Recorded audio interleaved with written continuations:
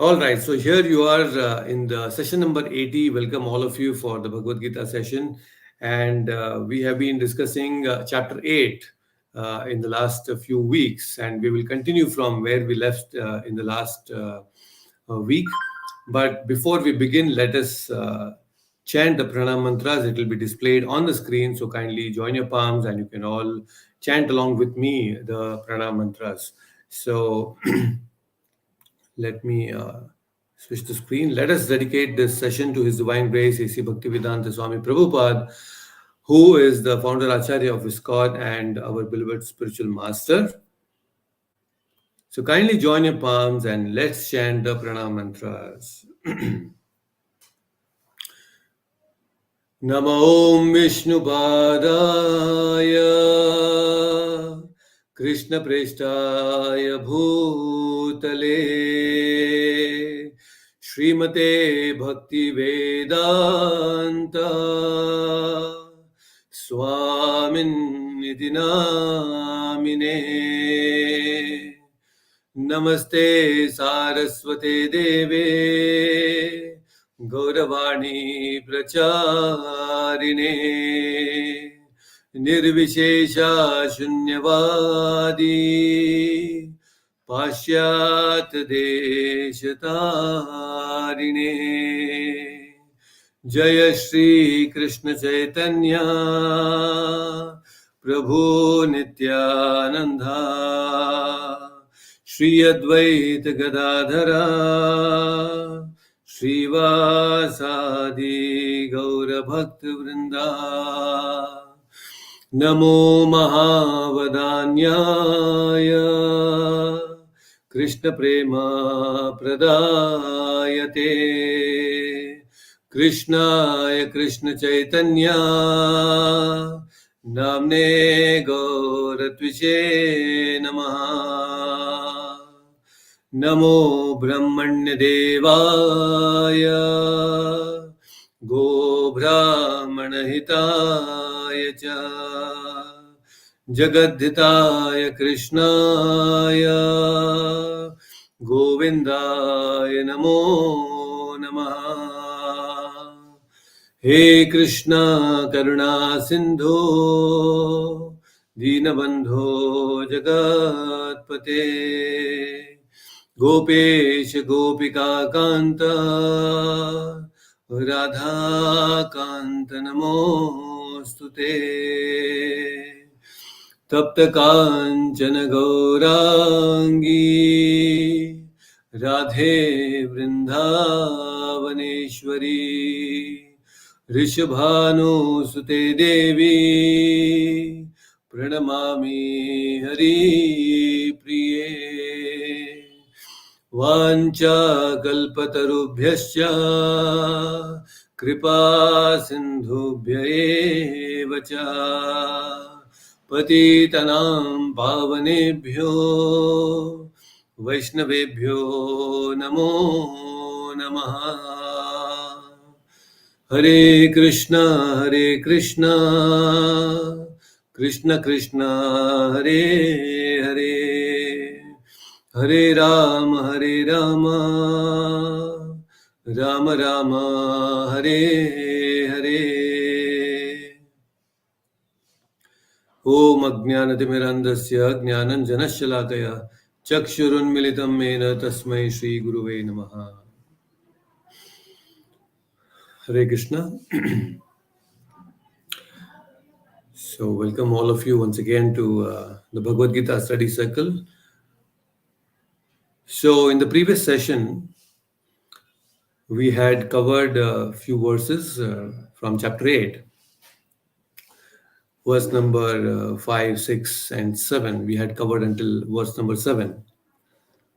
So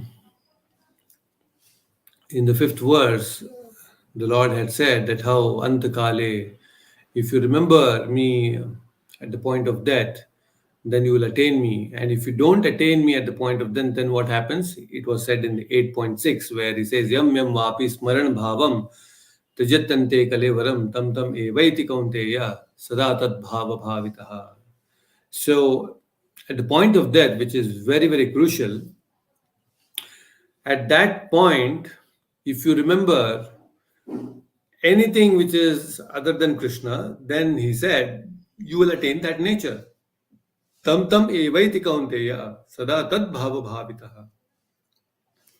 So we had given that example of Bharat Maharaj, and also there was a story of a guru who was actually contemplating on eating a gawa fruit, and then he had to become an insect the very next life eating that gawa fruit. When that is how we have to be very careful, and in order to ensure that we attain success or increase the probability of our success of thinking of Krishna at the point of death, Krishna in the seventh verse, he said that tasmat sarveshu kaleshu.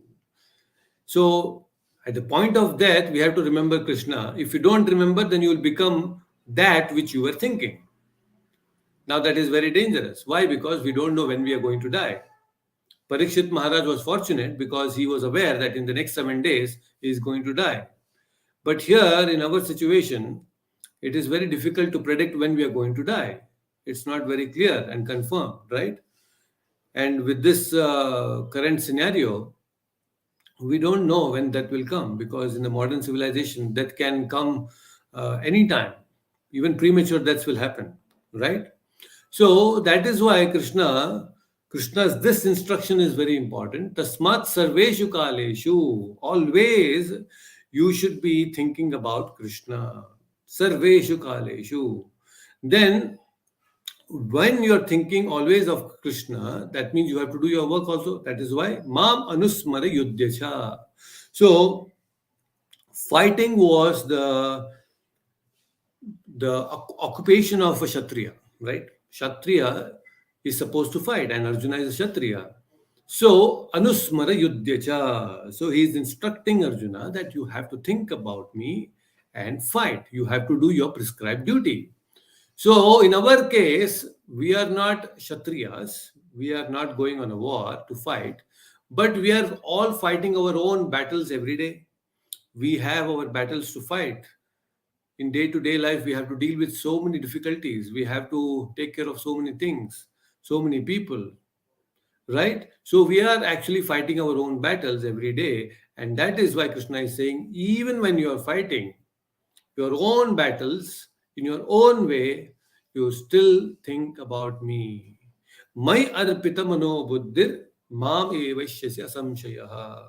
So when your mind is fixed, when you actually dedicate your mind and buddhi, both, not just mind, but with the power of buddhi, when you actually control the mind, and then when you surrender your mind and buddhi to Krishna, then without fail, we will attain that success of spiritual life, right?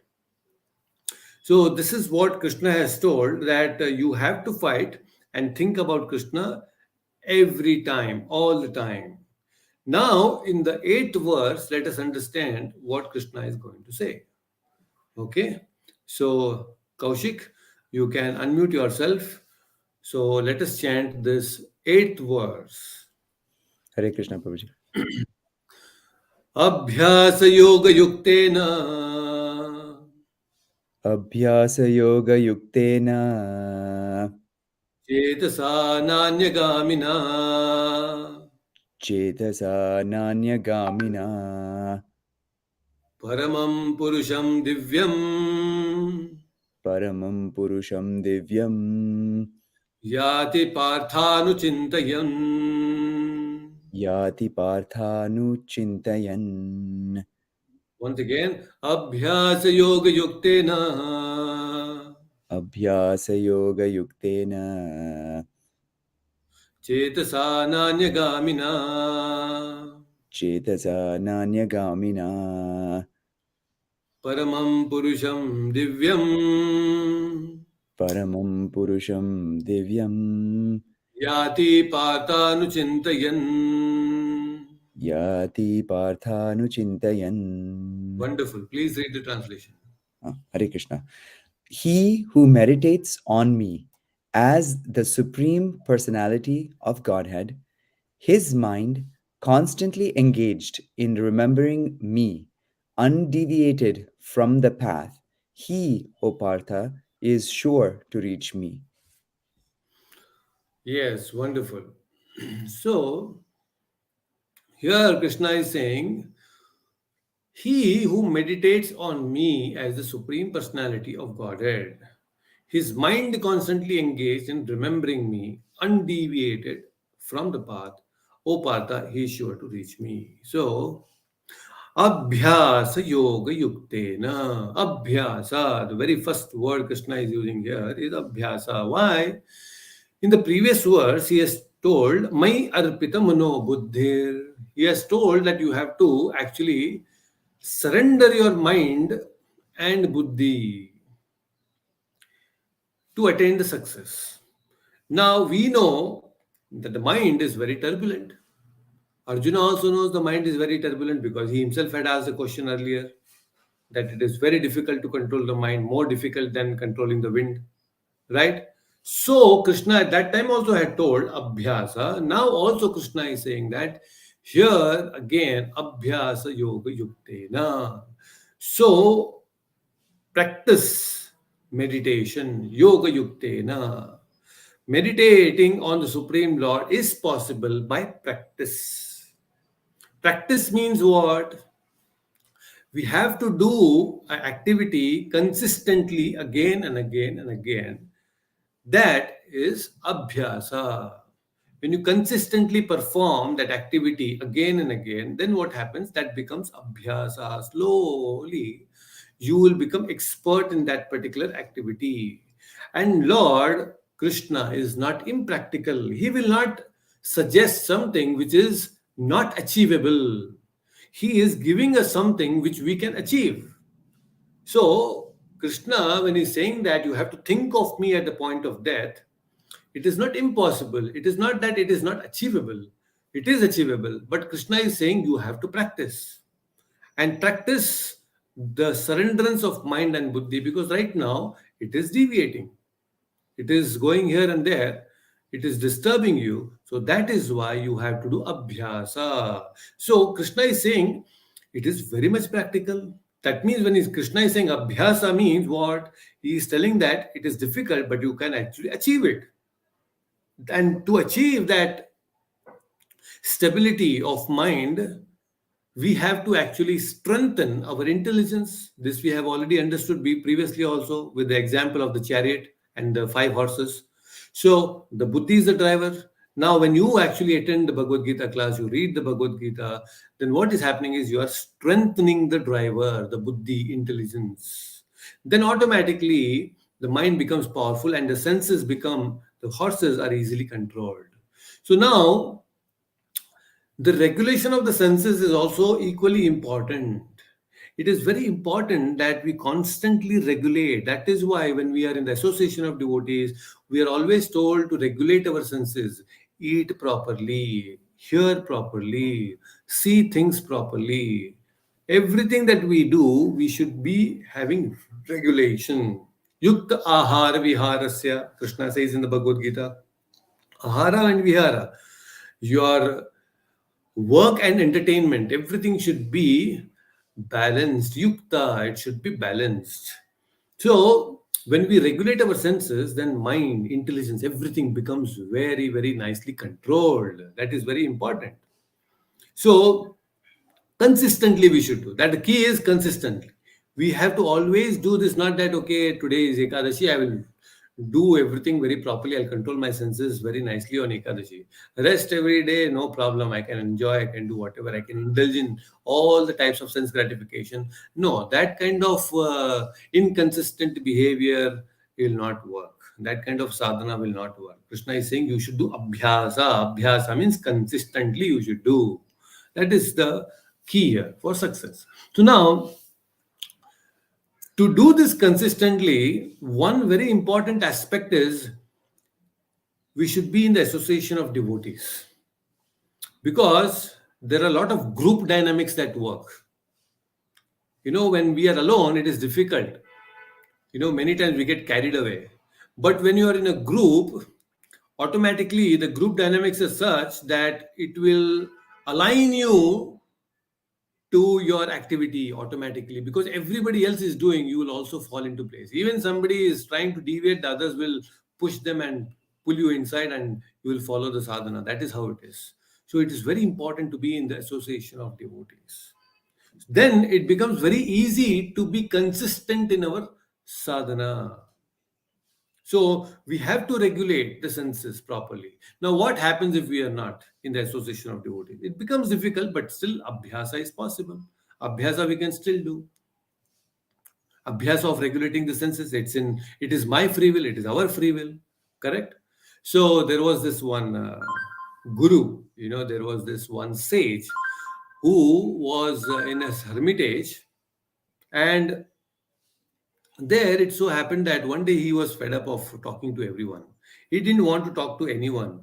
And externally, he was been talking to his disciples, his family members. So he decided that I should stop talking to everyone now. Too much of talking is not good. So he started having Maunavrata. He stopped talking to his disciples and family members. But do you think that it is possible to not talk? We can stop the external talking, but there is an internal talk, right? Always that is going on. Always there is that internal sound that is coming. I should talk to this, I should talk to this person. Always that is going on. So there is a very nice verse which is mentioned in one of the scriptures. Actually, I forgot, but it is a very nice one which I heard from a devotee, where it is said that how the sage is actually talking to his own tongue. It's very interesting, right? We talk to so many people externally, to the external people.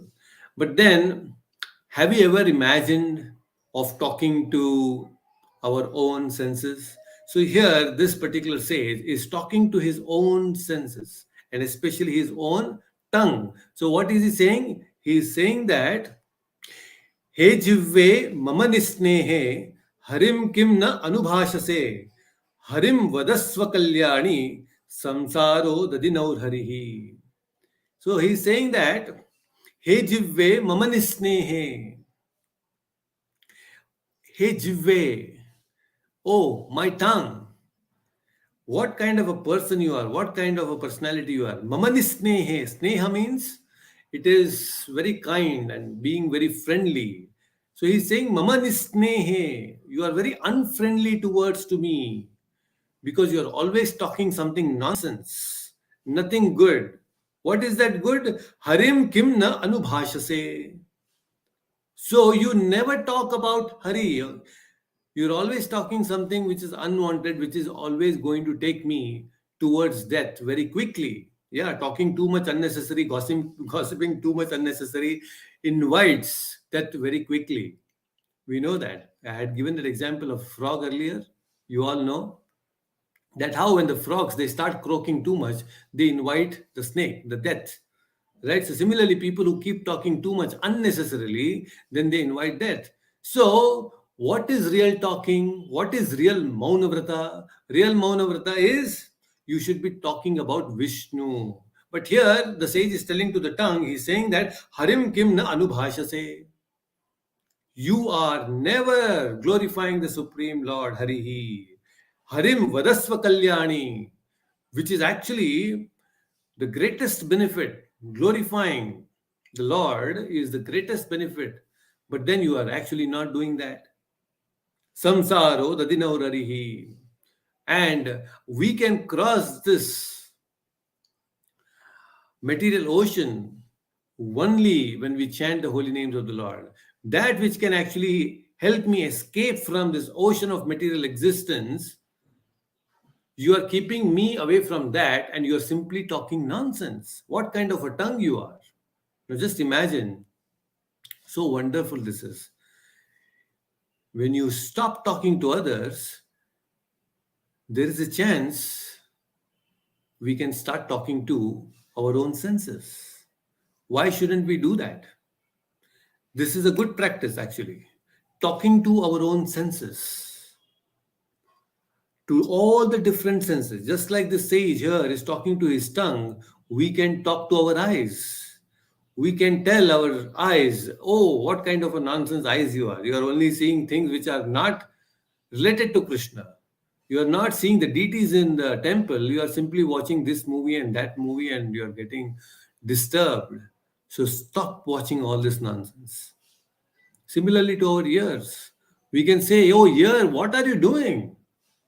You are simply listening to all these mundane musical things and this song and that song, and you are not actually listening to the pure sound vibration of the Supreme Lord. The Bhagavad Gita is the purest sound vibration, and we are not listening to that. What kind of a ear you are? So, similarly, for all the senses, we should start talking like this. It is a good thing when somebody stops talking to us. When somebody is not talking to us, it's a good thing because it is an impetus for us to talk to our own senses. We should stop all these nonsensical things and we should start talking to our own senses. Now, this is not the self talk. Self talk means what? What is self talk? Many people say no self talk. Self talk means you should be aware that I am the soul. And when you are talking with your own soul, that is self talk, real self talk. Here you are talking to your senses, which are again external to the soul. Again, you're talking to the mind, which is external to the soul. It is not self talk, but it is talking to some subtle elements of your existence, and it is important. Why it is important to talk to your mind? It is important to talk to your mind because now this mind, which is actually getting the empowerment from the soul, is acting against the soul. Our own mind is acting independently. I always give you this example of analogy of autopilot mode. Mind is on that autopilot mode. So it is acting like another independent person within us. Because all the time there is a conflict between what I think and what the mind thinks. And most of the time the mind is powerful.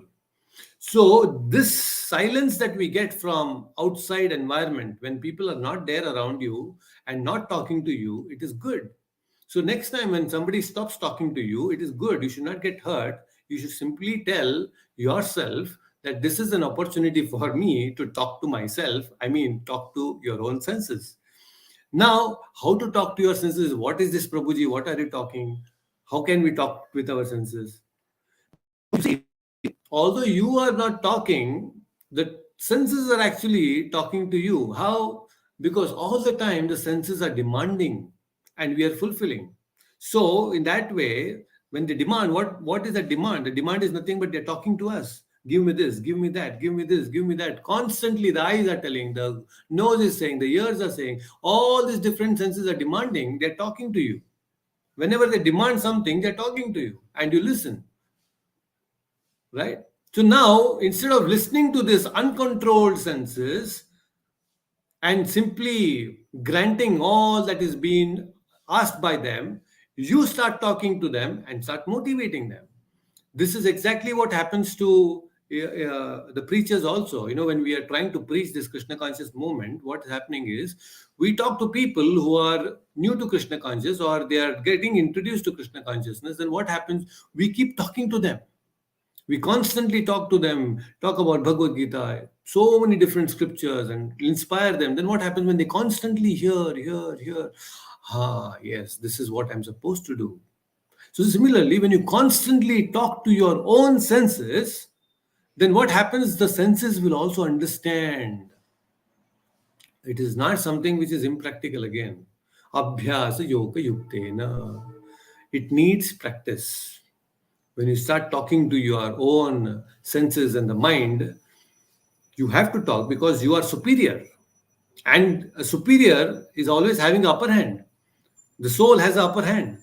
So you should actually direct the mind and the senses instead of listening to them. So abhyasa yoga yuktena, you should help yourself by guiding this uncontrolled senses and the mind. When you actually do this, you are helping yourself. Please understand. So these are all very good situations in our life where all these problems can be converted into opportunities to move towards Krishna and progress in our Krishna consciousness. Chetasa Ananyagamina. Right? So, Ananyagamina.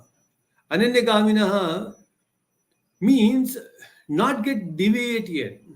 Don't get deviated from anything. Always be fixed, just like we have this blinders to the horses. They can't see here, there, nothing. They have blinders and they just look in the front. So similarly, when you practice the sense control abhyasa you do, then what is happening is you are actually putting the blinders to all the senses and the mind, and those blinders will actually prevent the senses and the mind from getting deviated from the path. So chetasa ananyagamina. So practice, practice. So just like this particular sage was talking to his tongue, which is very important. He's telling that you glorify. O tongue, O jivve, you please glorify the Lord Hari.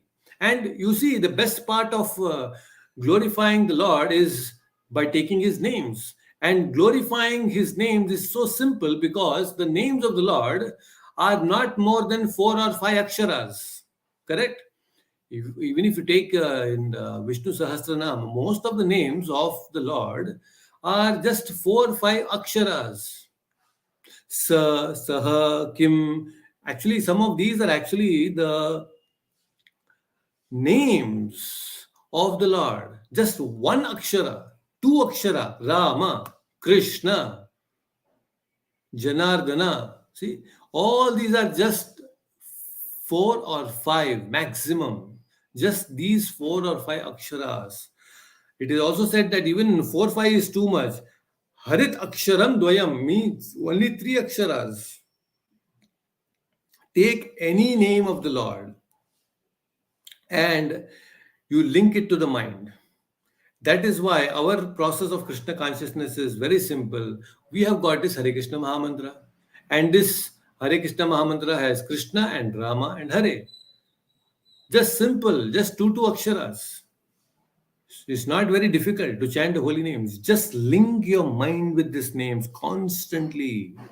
The Hare Krishna Mahamantra, and you see the power. It's amazing experience. Like I told you last Ekadashi, when we were chanting the rounds in the association of devotees, it was so amazing experience. It was so blissful. Everybody is chanting together and listening to the holy name, only listening to your own sound vibration of the holy names.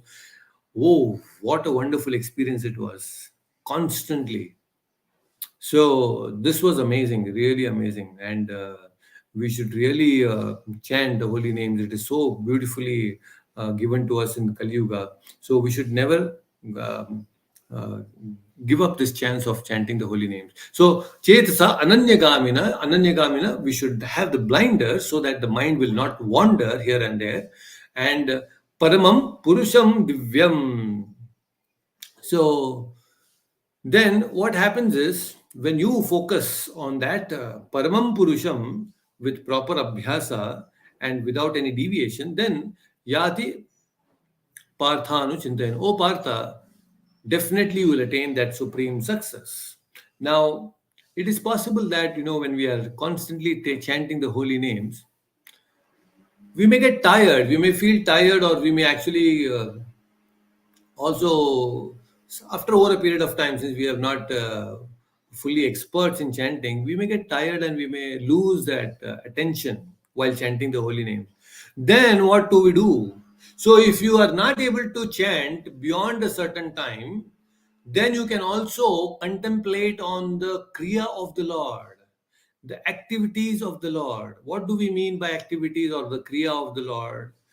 Now, there are so many things that can actually help us in reminding of Krishna, just like the morning sunrise and the sunset. You see, the sun is rising, the sun is setting on time. You just look at the sun, so beautifully it is rising that itself will tell you, oh, this is Krishna's eye. It is so beautiful. The sun and the moon, they both are different planets, and they are in the in the space, and they are constantly giving out light. Morning the sun is giving, night the moon is giving, and both have different natures. The kind of heat and light the sun gives is very different from what the cool rays and the light that is being given by the moon. Very, very different nature they have. Now, who is managing these things? There are so many planets and they are all influencing us to different degrees. Who is managing them? Just by looking at, we are so sometimes people these days, especially because of the mobile culture and all the gadget culture, they have forgotten to see these different natural things around us. We have totally forgotten. It happens to me also. I'm not excluding myself from that general thing, but I'm just saying that overall we have somehow not practiced appreciating the wonderful things that are happening in the nature. In our day-to-day life we see so many beautiful things, but we don't give or pay attention to these things. Just as simple as the sunrise and the sun setting, or the moon rise and the setting, all these different things we take it for granted. But the Lord is so merciful, He's supplying all these things to us constantly, right? So beautifully, he's maintaining each and every living entity. Which living entity has to be born where? What type of environment it has to have? What type of food it has to get? Everything. Who is deciding? Are we deciding? What will the polar bear eat? Okay, what will the elephants in Africa eat? Where will they get the shelter? You just see a small ant, a big fish, the whales.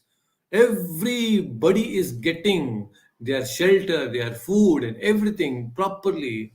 And the Lord is maintaining all these things. We should ask these questions. I mean, who is maintaining all these things? So when you see this Kriya, the sun rising and setting is not our Kriya. It is the Lord's Kriya. So when you see every 23 hours, 56 minutes, 9 seconds, the sun is rising, that means what? It means that there is somebody under control. Somebody is controlling it. Oh my God, this is amazing. So somebody is taking control of it. We should be appreciative of it. But we don't really think about these mysterious things that are happening around the world. All the weather changes, proper seasons that are changing constantly. How is this all being managed?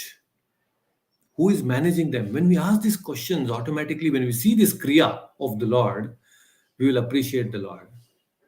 So it is very important. It's not that okay, I'm a Krishna conscious devotee, I'll be only chanting the holy name. Yes, you can chant and you should chant, but at the same time, you also see so many things around you which are beyond your control, and the Lord is maintaining them. Just by looking at all these things, you should be happy and be thankful to Krishna that yes, the Lord is doing all this. So these are amazing things. So the list can go on like this. All the different things that are happening, oh, amazing things are happening around us. So we should force our mind. So initially, that force is important. That force to discipline a child is required in the initial state, because otherwise, if we don't force the child will adopt to some wrong habits. So that is why initial phase we have to force our mind to put it to the right habits, to get the right habits. Our mind should get the right habits. So the right habit is to think about Krishna. Prabhupada is saying in the purport, we have to force our mind initially to think about Krishna, because it is not naturally thinking. You have to force it. Just like, when a caterpillar, it thinks about becoming a butterfly, and in the very same life, it becomes a butterfly. Prabhupada says this in the purport. So, similarly, when you or we, all of us, we are all spiritual beings, and when we are actually being spiritual beings, when we think about, oh, yes, I have to attain Krishna in this very same life, we can actually attain Krishna by abhyasa yoga yuktena. So that thinking should come by force initially, and slowly it becomes a very natural thing to remember Krishna all the time. So this is what Krishna has explained in the eighth verse. We will try to understand the next verse, verse number 9. So, yes, so Dave, you can unmute yourself. Let me see who else has joined. Okay. Yes, Prabhu. Okay. All right. So this is another very interesting verse. Kavim Puranam Anushasitaram कविं पुराणम् अनुशासितारम् अणोरणीयां समनुस्मरेद्यः अनोरणीयां सम् अनुस्मरेद्यः सर्वस्य धातारमचिन्त्य रूपम् सर्वस्य धातारम् अचिन्त्यरूपम् आदित्यवर्णं तमसः परस्तात्. आदित्यवर्णं तमसः परसात् Once again, Kavim Puranam Anushashitaram कविं पुराणम् अनुशासितारम् Anoraniyam Samanusmaredyaha अनोरणीयां सम् अनुस्मरेद्य Sarvasya Dhataram Achintya Rupam सर्वस्य धातारम् अचिन्त्यरूपम् Adityavarnam Tamasah Parastat. आदित्यवर्णं तमसः परस्तात्. Wonderful. Please read the translation. One should meditate upon the Supreme Person as the one who knows everything, as He who is the oldest, who is the controller, who is smaller than the smallest, who is the maintainer of everything, who is beyond all material conception, who is inconceivable, and who is always a person. He is luminous like the sun, and He is transcendental. I can't read the last line. Yes, wonderful. Very nice. So that is, he is transcendental beyond this material nature. Okay. So this is very interesting. Kavim Puranam Anushashitaram. We will try to understand a little bit about this because there are some interesting things here. So this is very nice verse. And Kavi. Let us understand this word, Kavi. We should know that actually the Lord is full of qualities. There are many qualities in the Lord.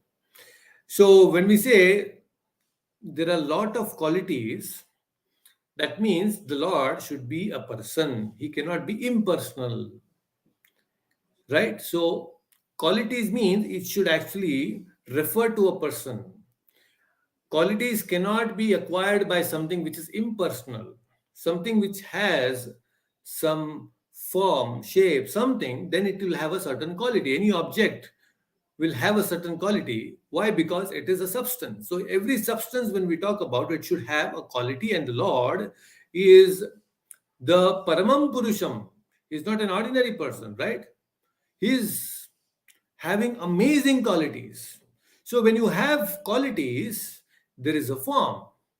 When there is a form, then automatically it helps us to meditate on the Supreme Lord. Because how can we meditate on something which is formless? So, a person, we can meditate only when there is a form, and the form should have qualities. Many people, the Mayavadis, they also say that, okay, if you say that the Lord has qualities, and the qualities means they should be having a form, then form means they should also have birth and death. They argue like this. Moment when we talk about form, the next thing they argue is a form means it should have birth, it should have death. This is what it says. Very, very, very important. This is extremely important thing. That is why Krishna is saying Aditya Varnam Tamasa Parastat. So Aditya Varnam, Varnam means color, qualities. Varnam means also qualities, and it also means Varna. Varna means color also. So now Tamasa Parastat. This we will understand a little later. Before we go to that, we will understand what is Kavi. So Kavi means actually is one of the name of the Lord. Kavi means you can also call the Lord as Kavi. Why you can call Kavi means Sarvagnya. Sarvagnya means one who knows everything. Is called Sarvagnya. Kavi means one who knows everything, all that is happening, all that has happened in the past and all that is going to happen in the future, the past, the present, and the future, everything is known to the Supreme Lord. Kavi, he is Sarvagnya.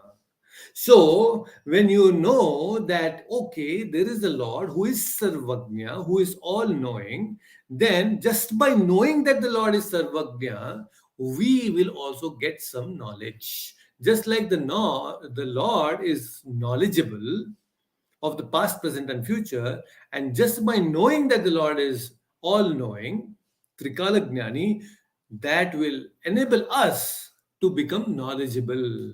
This is the power of meditating on that Lord who is Kavihi, Sarvagnya. You will start acquiring knowledge automatically. That's why it's a descending process, it's not ascending process. Right?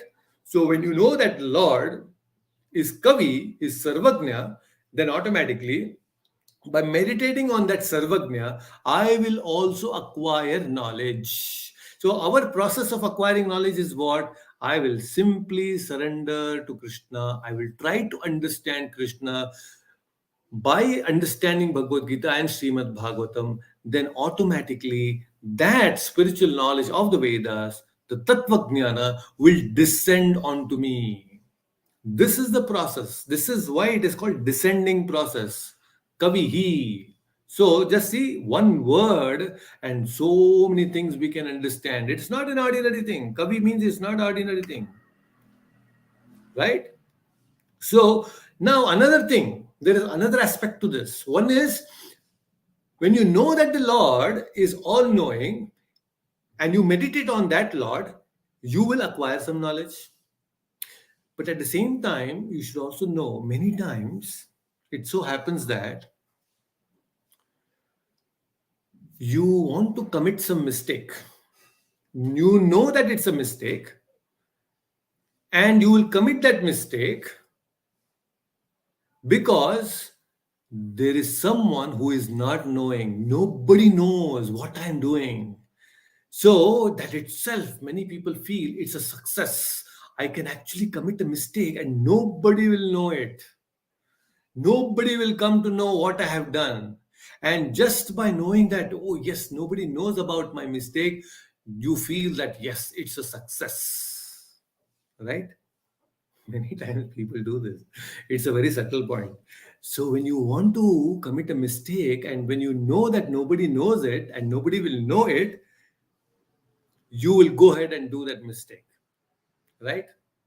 But now, when you know that Lord is Kavi, He is all knowing, past, present, and future, and you cannot escape, then what will happen? You will have that feeling in the mind. Oh my God, there is no possibility that the Lord will not know. That means by knowing that the Lord will know that I will commit mistake and this mistake will be known to the Lord, better to avoid. Let me not avoid. See, we don't commit mistake when somebody is knowing about it. But when somebody doesn't know, it becomes a little impetus. It gives us impetus to go and commit that mistake. But we know that somebody is watching, then you will try to stop. You will try to avoid. So when you know that the Lord is all knowing, He is knowing everything about us, then automatically, at least that awareness that the Lord knows will stop us from committing that mistake. We will avoid committing mistakes. That is why it is important to know that, be aware that the Lord knows everything. So, Kavi means one, you will get knowledge by meditating on that.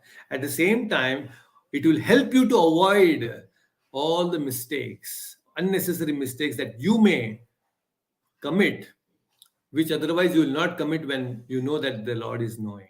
So, right? Better that you should be aware that Lord knows everything. So, it's very important. The Lord keeps note of every activity that we do, everything. We just cannot commit mistakes without His knowledge. It is impossible.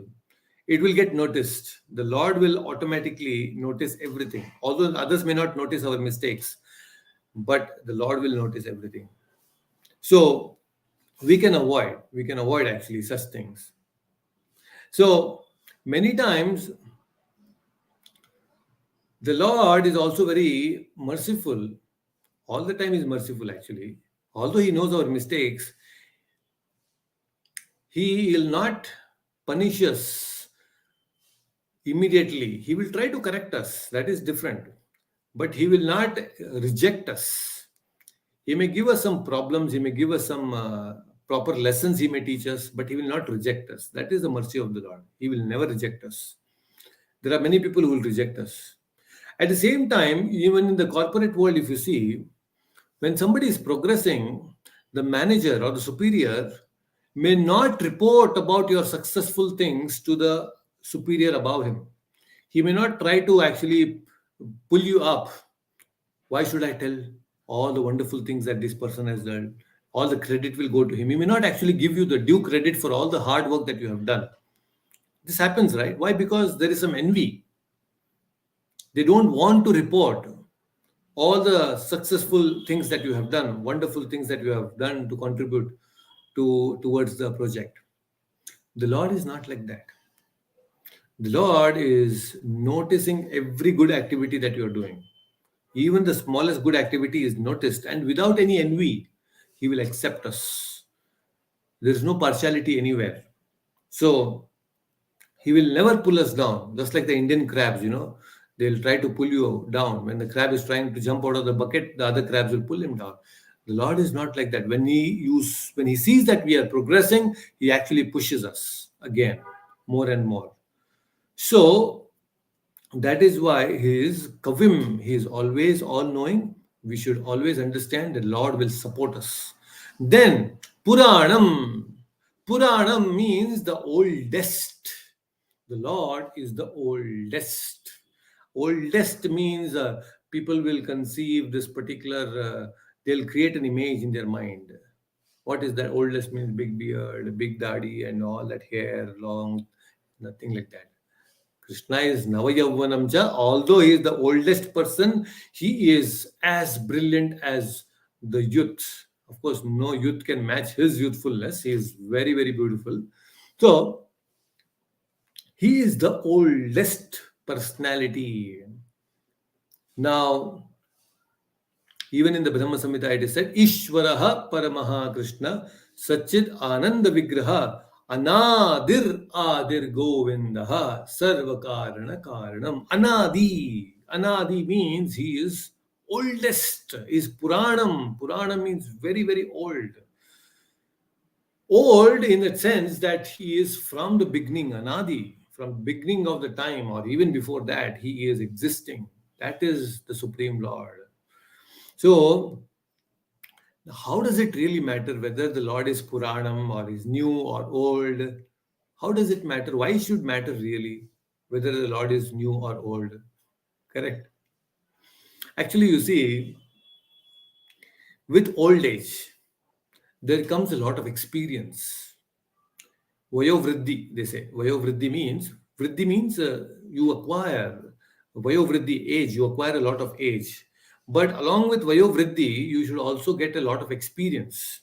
So what happens is mostly when people become old, they are rich with experience. And in small companies and corporates, when there is a person with 15 years experience and 20 years experience, oh, we say he's quite experienced personality. You go to him and he will solve all your problems. You go to this doctor who is 20, 25 years experience he has in surgery, it will be successful. So many times we glorify, right? So experience matters. The older you become, you have a rich experience. Now, imagine how old is Krishna and how old is his experience. Every experience in this universe is there with Krishna. Everything is there with him. He is all knowing. You can imagine the kind of experience he has. And he is actually constantly following us. That means he has an experience of me being an elephant, me being a butterfly, me being a cockroach or a mosquito. All the experiences that I've gone through, he is constantly following and he has experience of all those things. He's constantly following as a good friend, right? So when we say Puranam here, we should understand the Lord is rich with experience. When we want guidance in our life, we go to experienced people, right? When you want to learn something in any subject, you go to an experienced person in that subject matter. So the Lord is Puranam and he is quite experienced. So we should approach the Lord because he is the best personality to give us the right direction. Why we want to go to the experienced people? Because we want right direction in our life. So when we want right direction in our life, the best personality is Krishna, and he's giving us this wonderful Bhagavad Gita so that we take it. And take it means what? It is his experience. He is sharing his rich experience in the form of Bhagavad Gita. Can anyone give the essence of the Vedas and the Upanishads like the Bhagavad Gita gives? It is impossible. Only a rich, experienced person like Krishna, Puranam, he can give and he can speak Bhagavad Gita like this. No one else can speak. Please understand. So that is why he's Puranam. In just 700 verses, to give this kind of knowledge is impossible for anyone. It is difficult. Only Krishna can do this.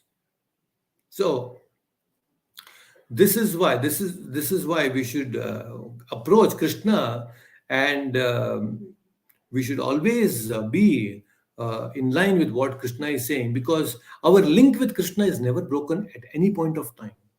Life after life after life after life, Puranam, he is following us. He is constantly following us. So our link is not broken at any moment. Our relationship is Puranam with him. He is Puranam. So that is why we should link back to him. Correct? That will be really nice. Then Kavim Puranam Anushashitaram. Anushashan means he is the one who controls. He was who actually takes care of all our things. See, sometimes when we are committing mistake, it is important that there is someone who can correct us. It is important we should have someone in our life who can correct us and show us the right direction. So Anushashan should be there. That is why in the families earlier, there should be elders. When there are elders, the old people, they used to give proper guidance. They used to, any family matters, okay, the son and the daughter-in-law, they are having some problems, they will go and they will give them proper direction and they will settle the matter. Why? Because Anushashan was there. The old people, there used to be joint families, and in that joint families, there are elderly person, they used to guide properly.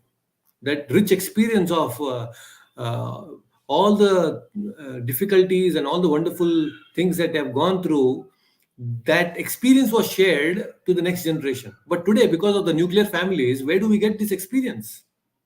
We don't have this experience of old people. And of course, in the last generation, last two generations, even the old people have really been misled by the so-called education, and even they don't know what is the right thing. That is another thing, another big problem. So you see how the generations are falling. And coming generations, we don't know what will happen. So these are all very difficult things. So we should have Anushashan. So there should be someone. So Krishna is one who correctly reprimands people. So he will reprimand. We should have somebody who can correct us and show us the right thing when we are going in the wrong direction. Very important. There are so many life coaches that people have. Now, when so many people come to them, they cannot give attention to each and every one. It's very difficult. You ask a question, he will say, no, wait. Already there is someone else who is asking a question. You have to wait. Right? And you may get your chance, you may not get your chance. Many times when you really need guidance, you don't have that person, although you are looking forward for that guidance, because there are limitations in a person. But here the Lord is such unlimited Lord, Anushashitaram. He can actually give us that guidance individually. A very personal guidance can come because the Paramatma is right there in each one of us. He can guide me, he can guide you, he can guide all of us. Why? Because he's unlimited. So why don't we take advantage of that direction, that guidance? He's a wonderful life coach. We are running behind this life coach and that other life coaches, and they themselves have so many problems, right? All these people have so many problems. When a life coach himself is going through so many problems, Krishna is laughing. Why are you going here and there? I am there with you all the time, and I will give you the right guidance. And see, already has given us the Bhagavad Gita. What more do we want? Right? So, this is why we should take guidance from expert life coach like Krishna. We should approach him, not anybody else. And the Guru will guide us. If you carefully analyze your life, all of us, if you take some time and analyze all the experiences that you have had, good, bad, ugly, and especially the problems, you make a note how many problems are actually solved in your life because of your family, relatives, and friends, and yourself. And then you also make a point of all the problems that the Lord has actually taken care of. For example, just our breathing, just about our eating, so many kilos or tons of food that we have eaten from our childhood. Eating is a problem, right? If you don't get food, then it's a problem. But you have been getting food all the time, all throughout your life. So many tons of food that you have eaten. Where it is gone? All that food. How your body is maintained, you're growing. How that growth is happening. If you take all these different things like this, no, you analyze your life, then you, my God, what is this? Krishna has done so much for me and I have not done anything for him. You will feel like that. We cry for people who have done very little for us. Now imagine Krishna has done so much. How much we should feel bad, or how much we owe to Krishna. So we should become very personal with Krishna. Just like when you become very personal with your own senses. Earlier I told you, please talk to your mind, talk to your senses. We should learn how to actually talk to Krishna also. Abhyasa, that is abhyasa. And that is prarthana, prayer. I mentioned that in the last session also. Prayer is what? Prayer is nothing but you are talking with Krishna. You are having your personal talks with Krishna. How to pray? Yes, that session we will have separately because it's a very important session. And Vinodji also had asked about that. So we will definitely have a session on that. It's very important. So then Krishna is saying, Anoraniyamsam anusmaredyaha. Anoraniyamsa. Anor means very small. Being the smallest person, I mean, atom is the smallest in that electron is smallest. Now they say that there are something called as quarks in the atom, which is the smallest known entity to the modern science. But the Lord is saying that the spirit soul is much smaller than that. And in the heart of the spirit soul, the Lord can sit, the Paramatma can sit. So you can imagine how small the Lord is. The Lord is extremely small. Then Sarvasya Dhataram. Dhataram means he maintains. Sarvasya Dhataram. Dhataram means everything is maintained by the Lord. Achintya Rupam. Sarvasya Dhataram Achintya Rupam. He has unlimited forms. He can become very, very personal Lord. Then Aditya Varanam Tamasapparasta. Aditya Varanam. Aditya means it refers to the sun god. It is Aditya means it is sun. So he is effulgent like the sun. Who? The Lord. The Lord is effulgent. That's why his name is sometimes called as Hiranyamai. Hiranyagarbha, they say. Hiranyamai. Hiranya means it's like very effulgent. Aditya Varanam. Here it is said as Aditya Varanam. So he is very effulgent like the sun. And Tamasaha. Tamasaha means Prakriti. In one meaning, it is Prakriti. And sometimes it is also referred as Tamaha means also death.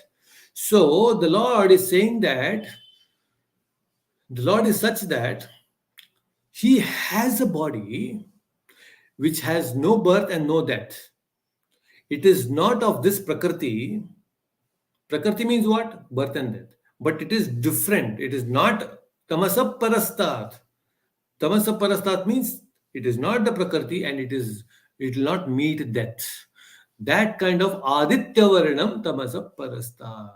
He has qualities, he has a form. But those forms are not defined or they are not actually uh, influenced by Prakriti, they are not influenced by birth and death. Tamasa Parasta. So that is the difference. That is the difference. So you see, there are so many beautiful things in just these two verses. Krishna is going to explain. What is he doing? He is revealing the absolute knowledge. Chapter 8 is what? Absolute knowledge. So Krishna is slowly revealing all this absolute knowledge. He's talking about himself and how we can attain that Supreme Lord. Right? Good. So now, if you have any questions, we'll try to take some questions. Any questions, please? It's very interesting, actually. This whole process is so wonderful, and Bhagavad Gita is so wonderful, actually. So, and also, I think I just want to ask Kaushik. Kaushik, you wanted to share some story that recently happened with you. If you feel that it is going to inspire all of us, then I think it's good that you share with all of us, which you wanted to share with me. That will be Oh, nice. sure. I I'm happy to. I think So let us have you on the screen so you can actually uh, have your screen also. So then it will be nice so that people can actually understand what is that story. Yes, please go ahead. yeah, sure, Prabhuji. Thank you. Hare Krishna. I just wanted to share. We were just walking around in California here, in Palo Alto area, and it was last Friday. We were just walking. We had had some just dinner or something, and walking around with the kids, um, and suddenly, like it was like it was almost coincidental. I don't know what it was, but in the middle of the city, middle of the town square almost, um, we saw all the books, like Prabhupada's book, all the Bhagavad Gita books laid out, and they were setting up a tent for something, and we were like, oh, this is so strange, this is crazy, because you don't see anything like this ever in the US. It's just not out there, as much. And then so we inquired about it, and then slowly people are coming, and there's two things that are so coincidental. One is we're coming there, and it's not about us, this is much bigger than us, but we were coming there around 6:45, 6:50, and then they were like, oh, at 7 o'clock every first Friday of the month, I think it was last Friday of the month something, we do kirtans in the middle of the city in Palo Alto. And so we were like, this is so amazing.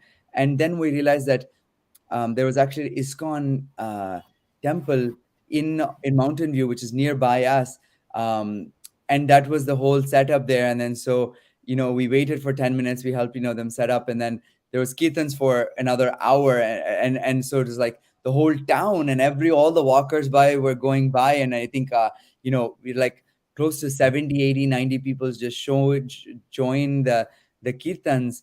um, Interesting. and there's just multiple angles here. I mean, again, it's much more than individual anything to do with us, but I think for me, I was thinking like, we were looking to find an ISKCON nearby, which was which we came across here. We were sort of looking to the timing was the other thing, where had we missed them by 5 minutes in the beginning or the end, had we not been walking down that street at 6:50, 10 minutes before the event would have happened, we would have completely missed it, and nobody had any idea. So but I mean, again, like I said, it's much beyond us and our experience, but I just thought it was so incredibly coincidental and also so amazing that we were able to do this in the middle of California, in like one of the crowded streets here in Palo Alto. And then, like, 90% of the people didn't know anything about the Gita or anything. So they stopped by and they were, engaged with the music, listening to the kirtans, Yeah. and like looking at the books and stuff. So I just thought it was like pretty amazing to see that in the middle of, like Nice. the city in California. Yeah. So you also got some books there? Yeah. I mean, the book we have already, we have the Prabhupada, like Bhagavad Gita as it is. Okay. And there was one or two other books. They actually, in the local temple, they gave out, in the other ISKCON temple, they gave out the Bhagavatam sets, so we were able to get one of those as well. Um, but yeah, it was some other Prabhupada books as well, but I didn't take them Okay. because they were for the guests, the people that are coming on the street. So I figured I'll get Yeah. it next time on the temple itself. And you got your prasadam there? You could get some Yeah, prasadam? yeah, yeah. So they had made like sweets and everything for everyone. Um, Okay, that's but nice. you know what I was thinking? It's incredible. You know, if you never have not heard, there's a lot of skepticism. Like in the audience, they're saying over. Even when I was in New York, in Washington Square Park, there used to be people saying Hare Krishna, Hare Rama all the time, and a lot of people just think these are like fanatics or crazy people, like if you don't really have the faith, or if you don't really or know about it, there's a tendency for people to just say it's like, oh, some religious movement or whatever. So I know that's the one challenge, right? When you try to go to a Yeah. much broader audience. But I think people were very receptive. They enjoyed the music, the lights, and everything. It was very, very well done, I thought, as a way to just get people to hear about it even for the first time. So actually, this is a very wonderful movement because what happens here in this Nagar Sankirtan? So when devotees go out, first of all, they are distributing the holy names. Just by listening to the sound vibration of Hare Krishna, the people are getting inspired, and that sound is entering their ears. So slowly, it will affect their heart. That is first thing. And then they're also distributing the books. So by chance, if somebody takes a book and reads Prabhupada books, they are directly contacting Prabhupada through the medium of the books. And then they read the books and they get inspired by the philosophy. So they know that it's not simply a fanatical movement. They know that there is a lot of sound philosophical background to this whole movement. And then they also get the prasadam, which is again which is a very joyful thing because they get to relish that direct experience with Krishna. Prasadam is something that they can immediately, very grossly, they can experience Krishna. So that is why when we go out on the streets doing this Sankirtan, either in the form of Nagar Sankirtan or Rath Yatra, it is a great opportunity for all the general public to participate. And even if they have some inhibitions or any such ideas about being religious or fanatical, all those things will be there. But there are some borderline cases. There will be some people who are actually wanting to explore what is this.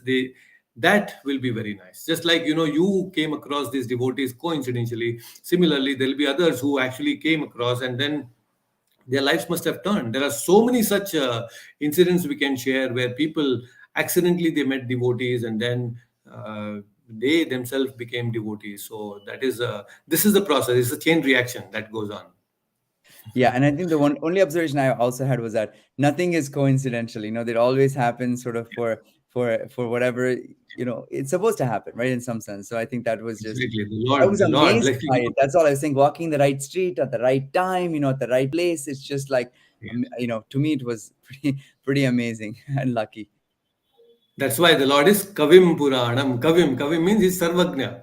Sarvagna means he knows past, present, and future. And he knows exactly, okay, what in the past this particular soul has thought. Okay, he has thought about me in the past. He wants to know the absolute truth. Okay, in the present, I will introduce him. And in the future, he'll become my devotee. So it is all a bigger plan. So it is very interesting and the very nice that you came across these devotees and now you know at least that where to approach and you can be in the touch of all these great devotees. So that will be really wonderful. Yep. And yes, you can visit the temples, attend the aartis. That will inspire you a lot. It's very, very important. So good, very nice. Thanks for sharing that. And we have I think Uma Kumar also saying, yes, Kaushik ji, nothing is coincident. Everything is God's plan. That is true, actually. So, yes, anybody has any questions? Dev, Hina Mataji, let me see if there is. Okay, anyone on YouTube, you have any questions? Please feel free to ask if you have any questions related to today's session or, yeah. Prabhuji, Yes, Mataji. yeah, I had a question. Few days ago, we had a guest at our home, our relatives, because Oh, my mother-in-law expired last month, as you're aware. So yeah. when they came, they are our relatives only, and Vinod's cousin, to be precise. So when we were discussing Okay. something about the Bhagavad Gita or Lord Krishna, the first immediate Yeah. response that they have such a certain mindset that the only thing that came across in his mind and he expressed is that, oh, but Krishna did a lot of cheating to win the war. So this is the kind of thing that the top of mind recall. So I mean, I was very Hmm. surprised and agitated at the same time. So then I just happened to tell him that how do we handle such people? And it's not that he was a young person, he is 60 years old. Hmm. Yeah, So exactly. That is true. There are a lot of accusations on Krishna. So people have a lot of allegations against him. So we should handle them carefully. So we should ask them actually uh, the right questions and appropriate questions. What is this question? When people say that, okay, Lord cheated to win the war. So first thing is the Lord, when he does this cheating also, it is to establish dharma. So that is why dharma cannot be simply understood. It's not a blanket statement that we read in the books or the Bhagavad Gita or any other scriptures. Also, it's that's why the spirit of the Bhagavad Gita or the spirit of the scripture should be understood. Just to give you an example, what do we mean by the spirit? See, for example, there is a thief, and the thief has actually stolen a car, and he is driving it away very fast, and then it is being noticed by the traffic police, and both of them, the traffic police is superior, both of them, they start chasing this particular thief. Now both of them are trying to move at the highest speed, and the thief is moving at 80 kilometers per hour on the highway. And here this traffic police, he sees the board, it is actually 60 kilometers per hour, and then he is actually driving the car at 60 kilometers. Now he is actually following the rules. The traffic police is saying, no, I'm following the rule of just going at 60 kilometers per hour, isn't it?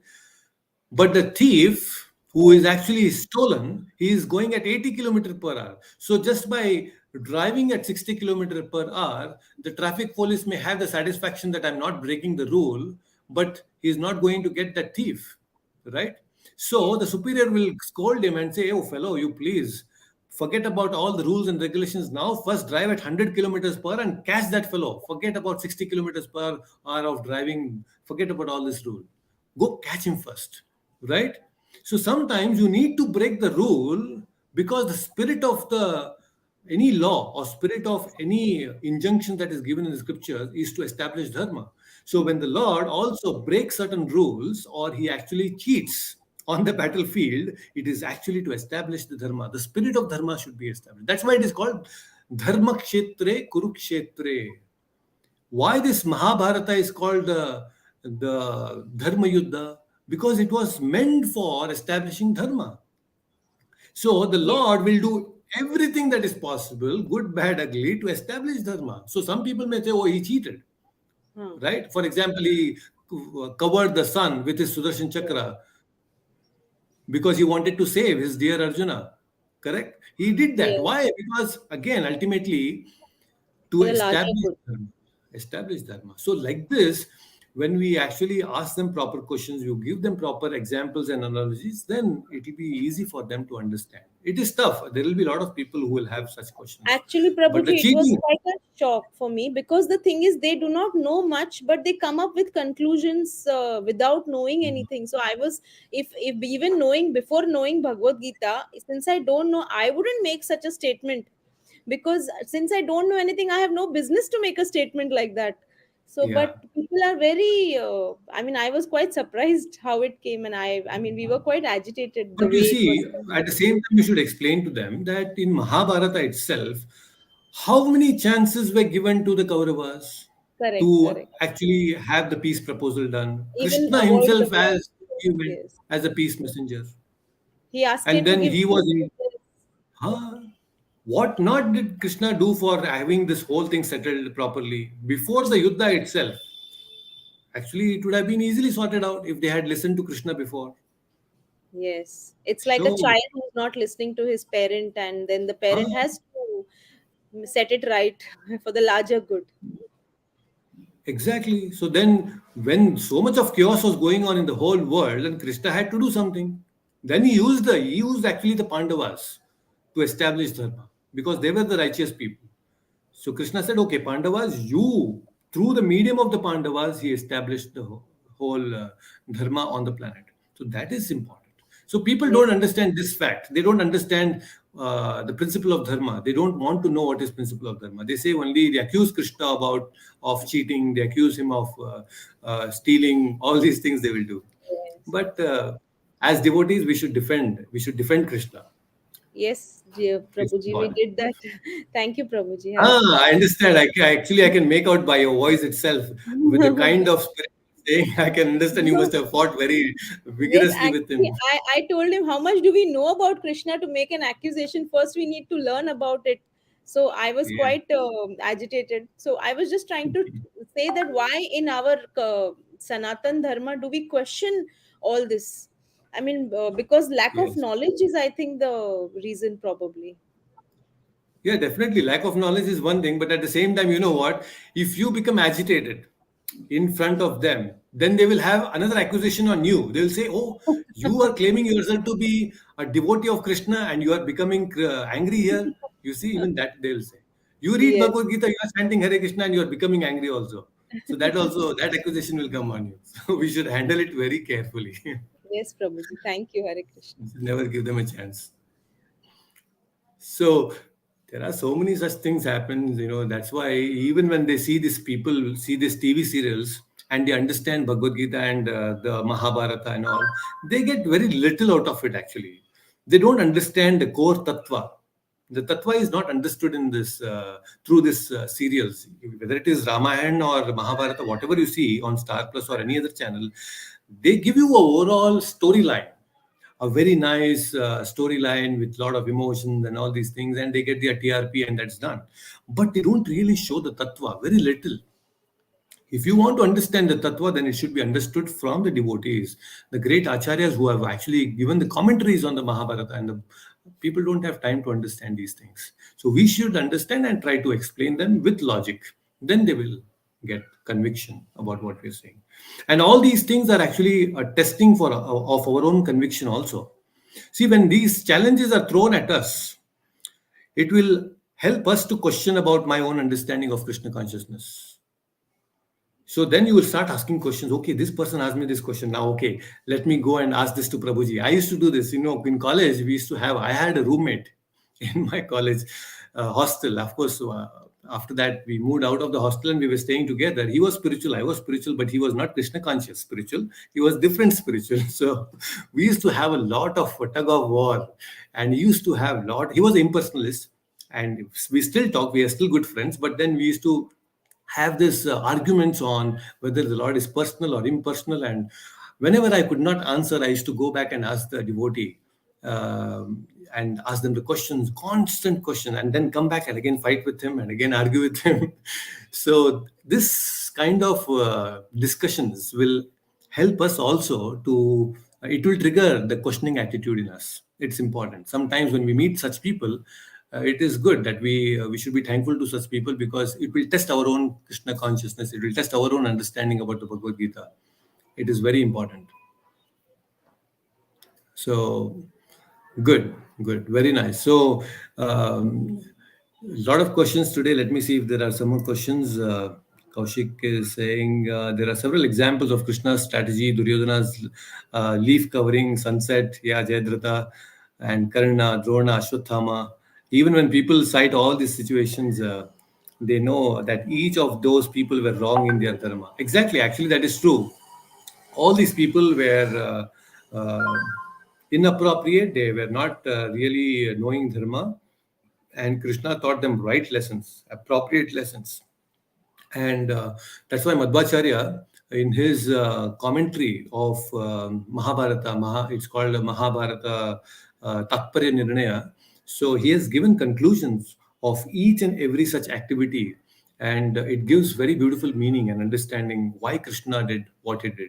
So very nice, very beautiful Tatparya Nirnaya is there of Madhvacharya. That will give us the essence of Mahabharata actually. We should read Mahabharata Tatparya Nirnaya, but we will finish Bhagavad Gita because that is the essence now. So then we can go ahead with other things. Good. So any more questions? Anything that you want to ask? Anyone here on YouTube also, if you want to ask any questions, please feel free to ask. Okay, great. Very nice. So with this, we will continue our discussion on the Bhagavad Gita in the next session. Again, we have covered verse number 8 and 9. From the 10th verse, we will cover in the next session. Some more things Krishna is going to reveal. So until then, please take care, all of you. And if you have any questions, you can always feel free to ask me anytime in the group. You can share your questions there, and we'll try to answer them. Please take care, and we will see you again. Until then, Hare Krishna, Hari Bol. Hare Krishna, Prabhuji. Hare Krishna. Yes, and also a very happy Yugadi to all of you, and have a wonderful time. Take care.